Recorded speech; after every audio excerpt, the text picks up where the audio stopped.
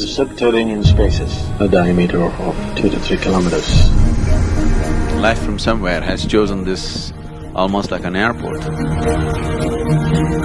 From feet up to navel, it's a fully developed male form, but on top of it, it's all translucent.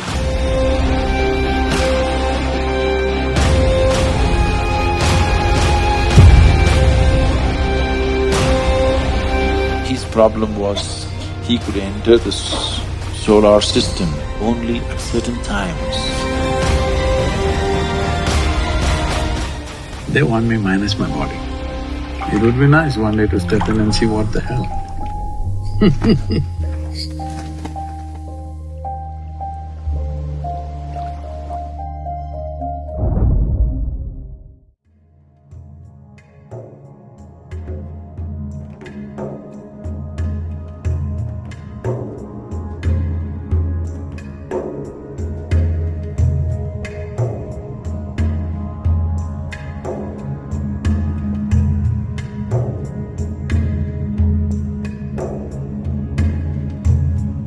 From here on, whatever I speak is just conjecture and legend. We're not 100% sure of anything that I say from now on. We're just looking at it.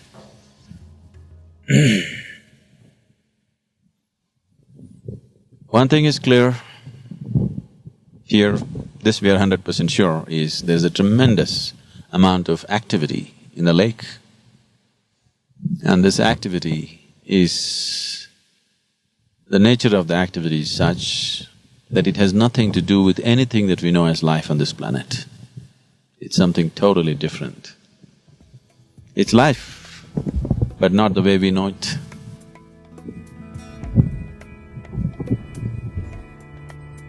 I wouldn't call Manasarovar a spiritual place because spirituality is out of human being. These beings, if you can call them that, I don't know what we can call them, whether we can call them beings or things or creatures or what. We have no words for things or happenings which don't belong to our realm of experience. They don't belong to anything that we know as life. So for now, due to lack of words, we'll call them beings. Their nature is nothing to do with who we are and what we are, on this level at least. So this is not really a spiritual place, but somehow life from somewhere has chosen this almost like an airport. They're just landing, taking off, landing, taking off at a tremendous pace. This is just crazy. This doesn't stand to any reason. Why for millions of years, one particular spot on the planet has been used by life which doesn't belong here? Why? And why the same place? And why for so long?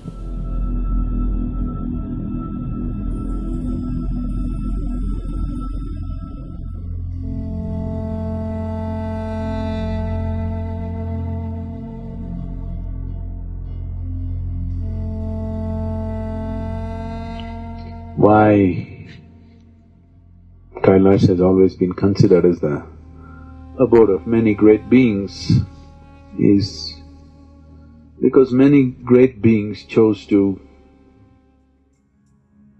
deposit their work, preserve their work in Kailash.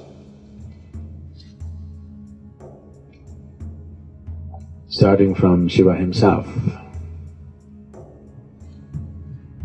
and the first of the Tirthankars, and two of greatest Buddhist teachers. All these people chose Kailash Parvat as a place to preserve their work. When I say preserving work, for most mystics on this planet, till now, in all these thousands of years, if they get to share 1 or 2% of their work with people around them, they are very fortunate. Most of them don't even get to do that. So they always chose to deposit in some space which is not too frequented by human beings. At the same time, it's accessible for those who wish to go. So Kailash is such a place. It is not totally inaccessible, but it's hard enough to discourage a lot of people. There are many places like that. But in terms of the volume and the variety that's been deposited in Kailash, it is the place. So this is why it is known as the abode of Shiva, not because if you dig in the rock somewhere you will find him, because everything that he knew has been deposited there in a certain energy form. So, all that is valuable for us in his life, from his life, is here. So in that sense, he's alive here. He's still living here because in an energy form he's alive. Many beings are alive there. But you should not go about imagining, because the first thing that happens to people who go to Kailash and Manasarovar and come is they looked up in the sky, you see that? Shiva and Parvati. Don't miss the bull.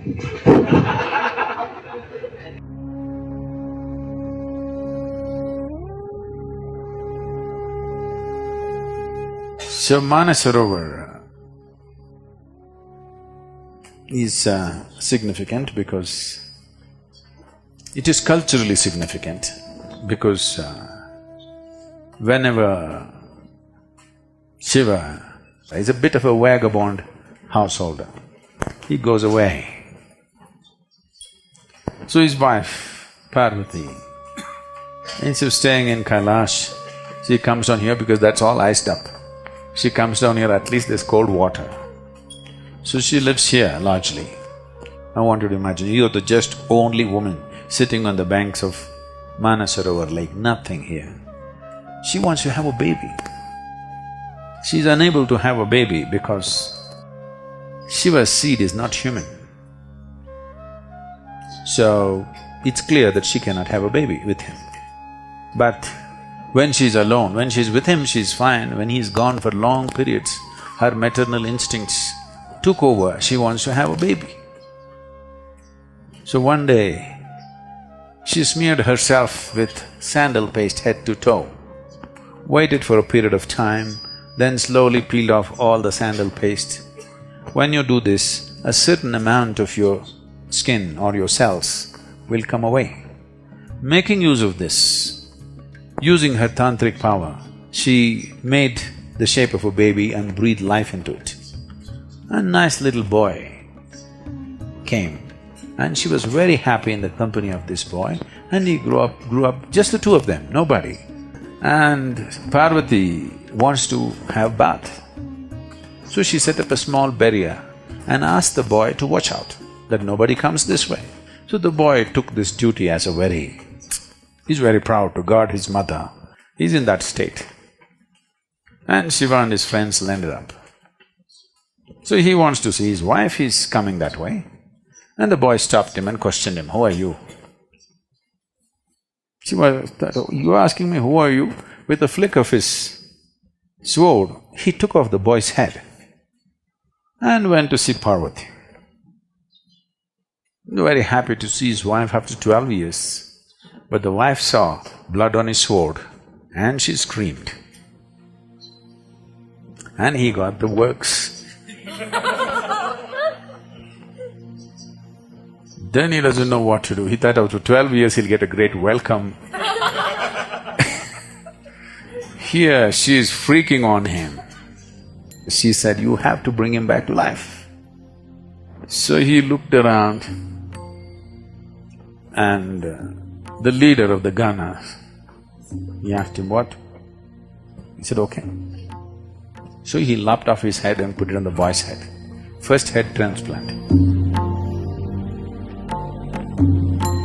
So now the boy had a human body and a Gana's head, that too chief of the Gana's head, and he had a limb which was boneless limb.